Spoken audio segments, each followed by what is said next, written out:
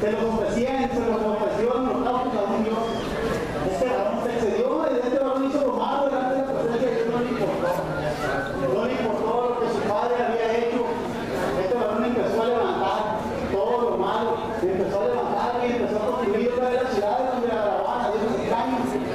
Y dice la palabra de Dios que Dios miró a este varón y tuvo misericordia de él, de Manasés.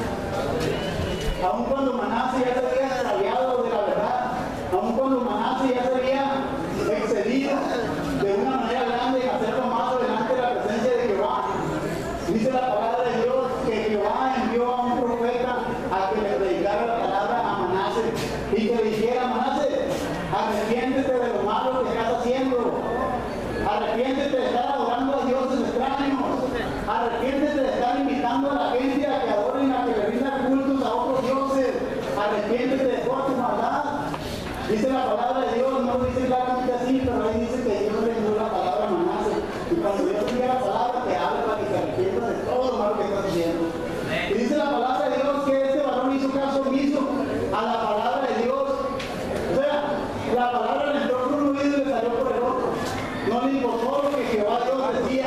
Dice la palabra de Dios que este varón siguió haciendo lo malo, pero dice la palabra de Dios más adelantito que Dios le envió un castigo a este varón por hacer lo malo, por no obedecer la voz de Jehová. Este varón no reconocía a Dios, este varón no tenía a Dios como su padre Ezequías le había tenido a Dios. Este varón no tenía a Dios. Dice la palabra de Dios que más adelantito Dios envía a un ejército para que vayan por Manasés. Y dice la palabra de Dios que este ejército llega, derriba a su gente, sus muros, y se mete y toman cautivo a todos y amenazan a matarlo y lo tumban y lo encadenan. Y se lo llevan a Babilonia encadenado a Manasés. Fíjate, varón, cómo este rey prepotente, cómo este rey activo empezó a hacer lo malo delante de Jehová y Jehová lo humilló. Porque dice la palabra de Dios que se humilla, que se enaltece, será humillado, dice la palabra de Dios. Si este varón se enalteció delante de la presencia de Dios y Dios lo mandó humillar, lo llevaron encadenado al rey Manasés a Babilonia.